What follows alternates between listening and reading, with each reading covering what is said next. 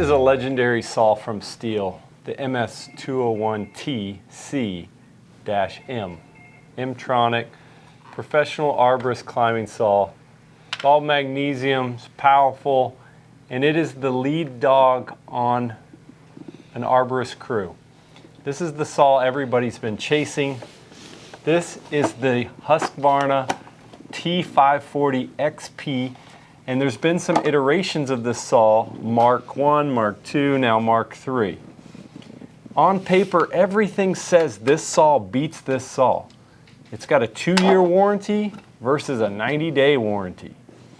This saw is $729, this saw is $919. This saw is 39.1 cc, this one's 35.2. Wow. Horsepower, this one's 2.6 horsepower, this one's 2.41. And yet people still are buying the Stihl. And in lots of videos that we've seen, not lots, but some, this saw is still outcutting this saw. Wow. And people argue it's the bar and chain from Stihl, is able to handle the wood faster. But we want to dig in, break these saws down, take some covers off, look behind the scenes, and show those to you guys on video. I'm excited. Stay tuned. A quick reminder, guys, this video is brought to you by MainStreetMower.com. That's us. We're actually a mower shop. We are in Central Florida, but better yet, we have a website that you can go to no matter where you are and visit our wonderful people and our wonderful store. We sell everything in our website. We can deliver it to you all over the United States except Hawaii. Sorry, guys. Guys, we appreciate you. Go to the website, check it out. We have everything you need as a landscaper, as a homeowner. MainStreetMower.com. Everything you buy there supports the channel. Thank you, guys. A couple weeks ago, we actually made a video where we used this saw. Well, not Stu and I didn't use this saw, but our friend Moose, who's a professional arborist, used this saw in a pine tree, and we talked about the 5 essential things you need as a tree climber. And he actually has 6 of these. He is a believer. $919, but they get the job done. Yeah. So I'm excited to kind of see what makes them different. On paper, this one should win. I'm impressed. I've heard hype about this saw. I've never actually got my hands on one. Well, maybe we start just by the scabbard. The most basic of things. What the hell is even that? What do you think about that? We jokingly referred to that as the Timu of scabbards, right there. That's unfortunate that they didn't put a little more effort in that. Just carrying that, it's going to fall off. If you Unless you hold your hand on it. Dang. That's bad. That's not good. Whereas this is the Stihl 201 scabbard. You can pick it up from the scabbard. Wow. If you actually look on this side, there's an indentation. It fits into this pocket. There's actually mounting pieces. You could even tether it. It's made to be very secure and still come off at the same time. Yeah. Which I appreciate. If it's in the back of your truck, you're climbing, you want it to stay on for the journey, not cut you.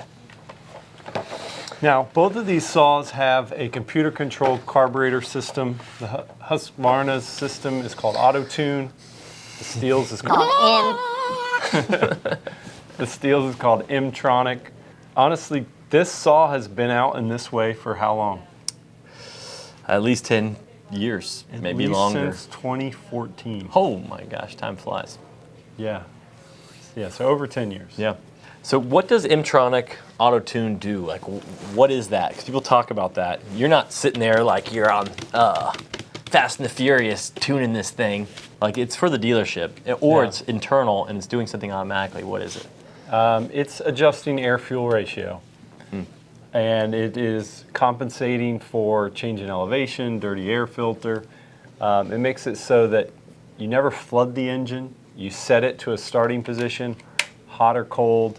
Yeah. You pull the rope, it cranks every time. It's not fuel injection, but it's reading the biometrics, it's reading the fuel-air ratio, and it's kind of compensating for that. Exactly. Just like you used to, you know, if you went up to the top of a mountain, you might have to adjust your carburetor. Yeah. You don't have to do that anymore. Computer-controlled carb. Yep.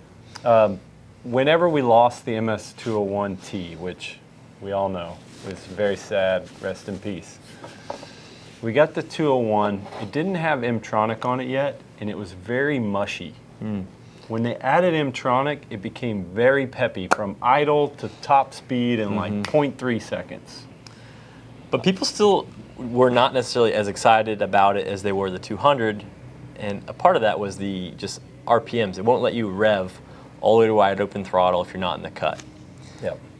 But when this saw came out, they added a lot of horsepower, but they rev limited the revs. So it was a stronger saw, but people didn't think it was stronger because it didn't sound louder. But in the cut, you have all the power. It's just not revving it for your buddies. So the predecessor to this, the Mark II, had the exact same power as the 201. So they've gone and stepped up the power a bit, and they've added the AutoTune. And I heard they had actually a lot of reliability issues with the Mark I and Mark II. I was looking at reviews, customer reviews. Yeah.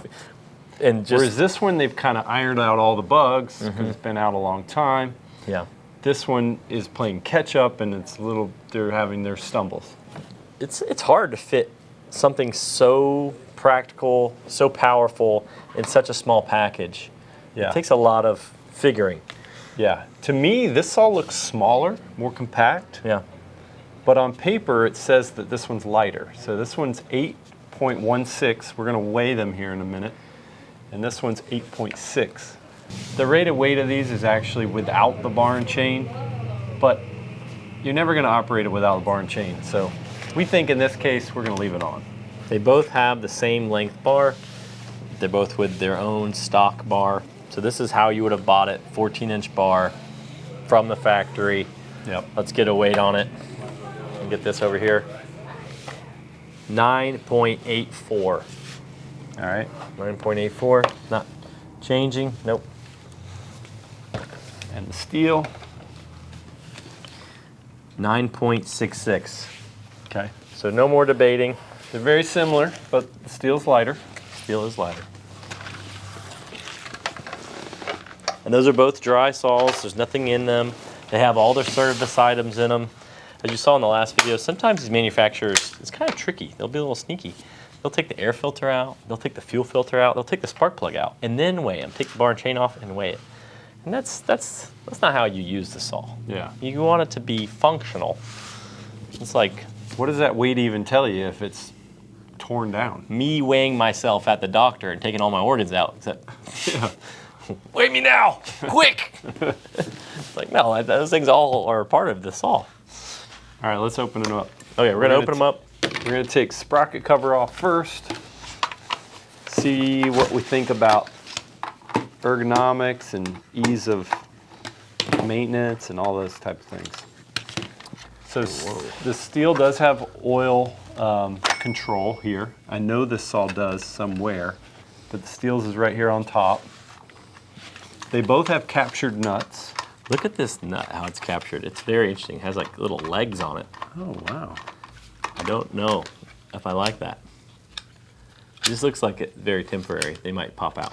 But at least it'd be easy to change if you needed to. Yep. But that one is very well captured. Very well captured. Let me hold this. Here. I know you know this well. Yeah. You know what? You know what has always bothered me? And it may not bother you. You may be a fan and you may be well acquainted with this. Is if you take a cover like this off a Husqvarna with the brake on, Oh gosh, yeah. you have a little nightmare on your hands because this brake band will contract. It will not go back over your sprocket drum.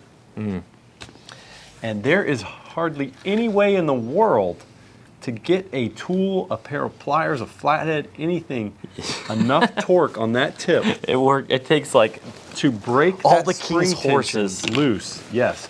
So what you have to do if you mess up is you have to actually fit it on this handle wonky and without the handle. slipping loose. Yeah, use the handle to break it loose.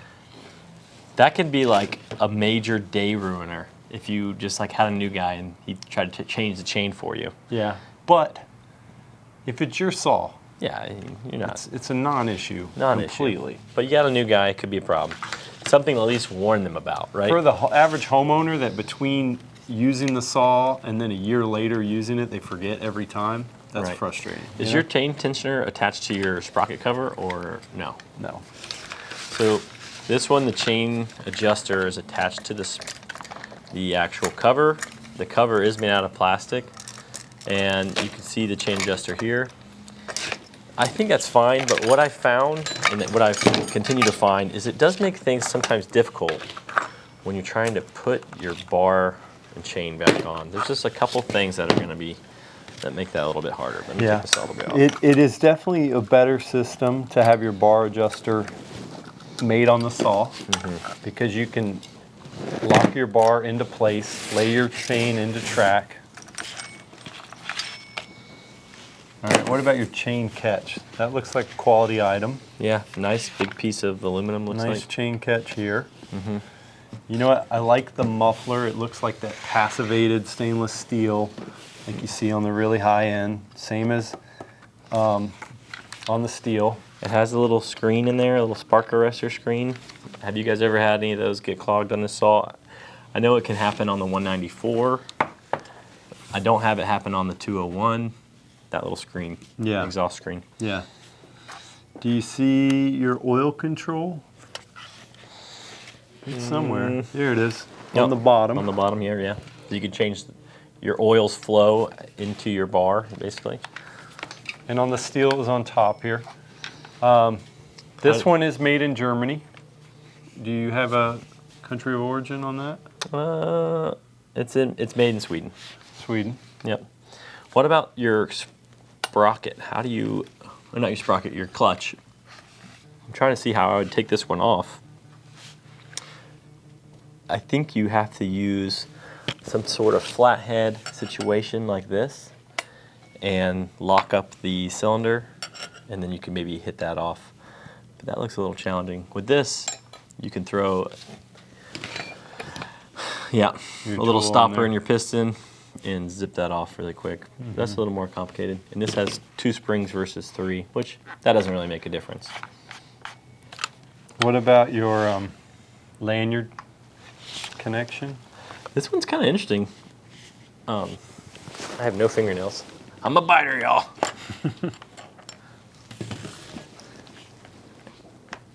I guess it's replaceable. It's through this back housing. Yeah, looks nice. Yeah. It's replaceable as well. You know, that's interesting. I didn't see how that was attached before. Yeah, because it's normally under the cover. Yeah. Where's the spark plug on that? Spark plug, I think I'm gonna have With this to. cover off, it's here. Yeah, mine is back here. I gotta. So accessible, this tool goes in here. I'm gonna take my air Takes it out. filter cover off here. Let's get to that stage. This one also has a winter and summer toggle mode, and it is easy to get to. It's right under here. All right, air filter coming out. No kind of fastener on this. It's just pressed on. It does have a little grommet that kind of, as you insert this, it kind of holds it tight on there. But there was nothing that held it on there other than just pressure. Let me feel. That hole, hold on, has to line up with that. There you go. I like it. Yeah, interesting material. I like it. It's quality. And it has a rubber gasket on the Yeah. inside for sealing. It breathes good. It seems very small particulate stopping. But I still don't see my spark plug yet, so you can look inside there. I think it's lower. I got to take another plate off. I think it's beneath here.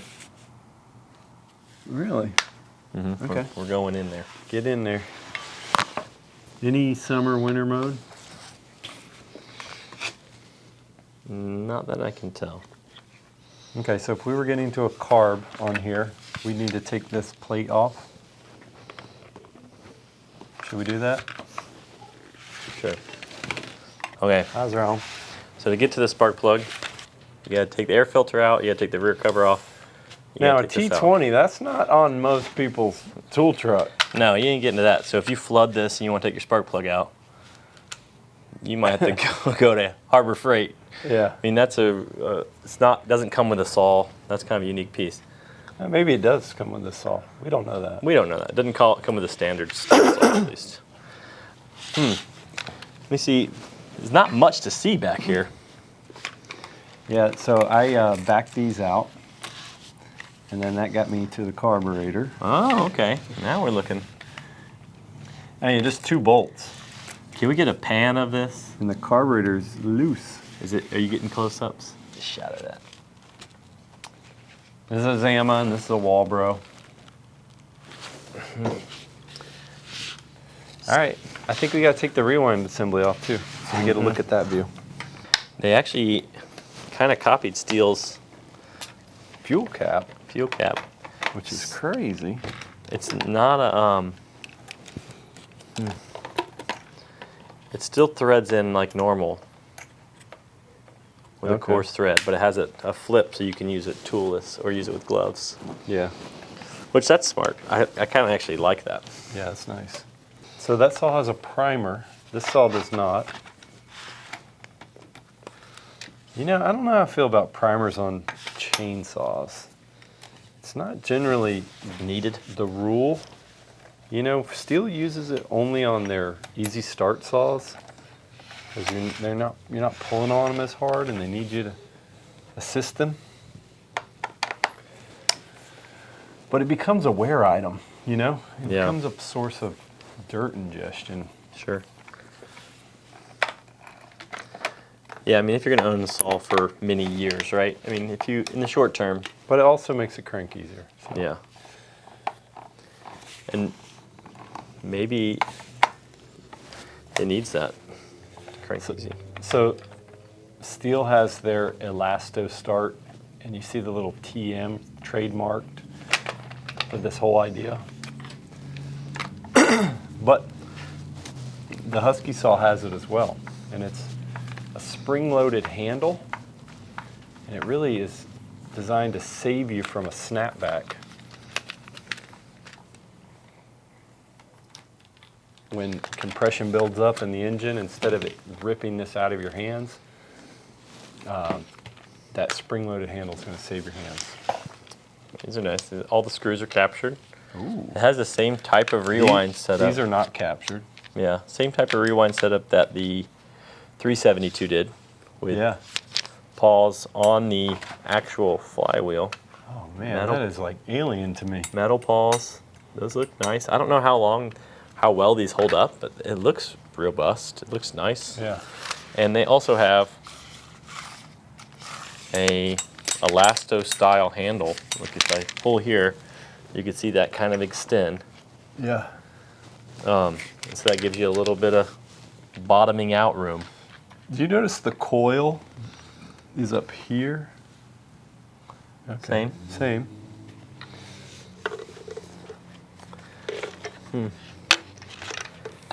This also captures clean air from here. You were saying earlier that it's kind of difficult to figure out how to cram all of this horsepower into such a light, compact package, balanced package, you know? Yeah. Do you see the clean air system that we saw on the 462? On this? Yeah. Is it built into that housing? If you flip that over? Yeah. Yep. It is. That's interesting. What about on that? This one has it. You can see it goes here. Style? Same style. But I can't really see the head because the head's on the back of this saw. I do see the pickup piece on the inside for the clean air. Yep. That's You nice. can kind of see it right in there. I'm touching it with my finger right here. I know it's dark. I apologize. Right there. But that's cool that they consistently kept that. You know, both of these saws, the body of them is magnesium, has a split crank, has a really good quality muffler. I would say I'm impressed with that saw. I think they have done a good job of matching the Stihl, Yeah. and they did it for $190 less. It is a little bit heavier, but it has a higher horsepower rating. Yeah.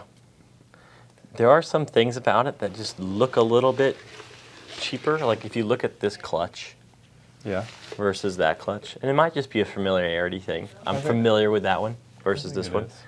But this also kind of just looks maybe simpler but maybe in a bad way, you know? Like, I don't know. I could be wrong. I'm just, a couple of these things just feel a little bit. Temu clutch. A little Temu clutch, a little Temu cover here. But, and this muffler is very shallow, so it doesn't have a lot of volume. I wonder if this muffler gets crazy hot or overheats or has any issues there. Because that one has a deeper space. That's speculation. It could operate perfectly fine. The whole point of the muffler is to get air out, not necessarily hang on to it. But sometimes if it's too close to the exhaust port, it can create a high heat situation. But in general, and that's speculation, it seems nice. What would you say about the flywheel and the cylinder? It's interesting seeing like this part of the cylinder. This is like the jug. So you have your head here. This is kind of like your body. Yeah. And then inside here is, you know, your crank bearings, your piston rod. That whole assembly. On this, it looks straight NASA. It looks really interesting. Like we talked about, like a Raptor engine. It just looks different. There's something else going on there. It's a little more intentional. This one, it's kind of covered up by this plate and it looks pretty plain. It's really like the transfer porting looks like kind of like a artificial heart or something. Yeah, I would say. Yeah, and this one has a little plate covering here. Maybe that's going on underneath that. That's the transfer port. Yeah. I don't know what's underneath there, and that doesn't matter, right? It's just like that's inside. Honestly, it looks clean and simple to me. Yeah, it looks clean and simple. And I it agree looks with that. durable. I can't knock any component really on it. Is the housing that's close to the engine plastic on that one too? Yes. Plastic's incredible. Yeah, it is a hybrid of magnesium and plastic, but it's the bottom end of both is metal. Yeah. And then everything that can be plastic to be lighter is plastic. Interesting. Cool. Metal dogs. What do you got on dogs? Dogs. I ain't got no dogs. Where my dogs at? Okay, no dogs. No dogs. We can live with that. Yeah. What do you got? You got dogs. Metal dogs. Yeah, some metal. It looks like there's potentially a spot to put dogs, but they're not on here. So, my opinion is the Stihl is the better design, better ergonomics, kind of more well sorted, I Yeah. would say, to use one of your words. And maybe fewer parts. There's like all these are like one piece. It just seems like a lot of things going on here. Been out a long time. It's very trusted. It's very reliable. It loses on warranty, only 90 days, but we never see a warranty issue with these. True. So it doesn't really lose that badly. And the reason for that is because they do a very dangerous job. And like, they can't fall out of a tree or anything like that because Stihl's very generous on warranty. Yeah. And so I don't know how generous Husqvarna is, but I rarely am turned down on Stihl warranty. So I trust this saw, and I would probably go with this saw. Even though it's $190 more, I give the Husqvarna the win on price, it's the win on power, the win on warranty. Obviously, Stihl wins on weight slightly, and then Stihl wins on just the dealer network and the availability of parts. One thing I will challenge you on is you said it would win on power. That's power on paper. But when actually the power is being delivered, the videos we were finding of these saws in the cut, in the work, Showed this like a couple seconds faster on like a pretty decent size log. 6-inch cut. Because time is money. And I'd be curious if some of you guys own one of these and own one of these, which one do you think is faster? Truly. Yeah. I would love to hear your guys' feedback. Leave it in the comments. Everyone could see. Let this be a forum for everyone. I think this is not as simple as the 372. There's some complicatedness that goes into putting something so compact. I think Stihl has definitely figured out how to do compact well and simply. You can tell just when you take it apart, there's less things that have to go back together. So It's pretty clean. okay, for the final piece, we're gonna race putting this stuff back together and see who can get it all buttoned up. Are you ready? Ready? Go. Go.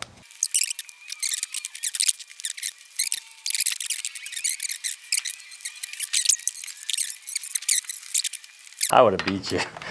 Probably. No, you wouldn't. Look what you got left, bro.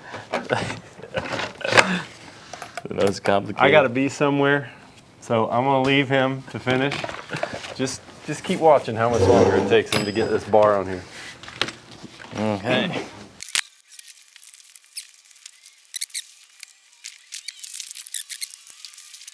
Well, that took a little longer than I was hoping.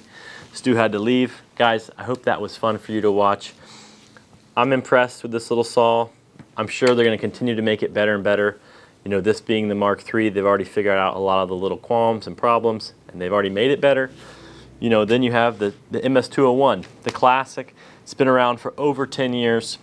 They've only made it better. I rarely see these in our service shop for any like actual mechanical issue. You know, people obviously drop them out of trees, they get damaged, that sort of thing. But rarely do I ever see one of these in the shop for any kind of actual like carburetor, piston cylinder, just basic bearing or anything like that problem. They are pretty dang bulletproof. And I'm sure one day the Husqvarna will get there, but this is still a pretty new saw. So if I had to pick between the two, I would go with the tried and tested, but the 2-year warranty, the more horsepower, there are some features on the Husqvarna that are very appealing and very interesting. Guys, I hope this video was interesting for you. I hope it was helpful. And if you haven't gotten out to a store and got your hands on one of them, go try one out. You can go look at Reed's shop in Orlando, Reed's Mower Shop, and see this one itself, or come on by us in Main Street Mower. We'd love to show you a 201. Thanks for watching. Take it easy.